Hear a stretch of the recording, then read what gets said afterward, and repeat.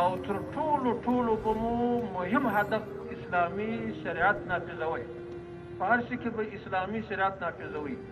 که دا اسلامي شریعت نافذ شو ټولو خلکو حقوق به پر ځای کېږي. ورې د شریعت خلاف ورزي به نه کوو. پر دا شریعت باندې زموږ اتفاق راځي. که د شریعت څه واوښتلو بیا به اتفاقي راځي او موږ به په دې افغانستان کې دا یوه خبره درته کوم، نن دنیا پر مختلفو فرقو تقسیم شوې ده. زموږ په افغانستان کې هم داسې حالت راغلی دی چې دلته تر پخوا ډېر داسې فکرونه اوښتي دي. په دا 20 کاله اشغال کې بیا ډېر فکرونه واوښتل.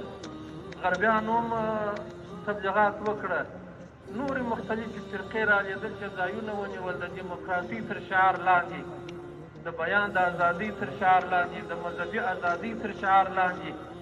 دلته نصرانیت هم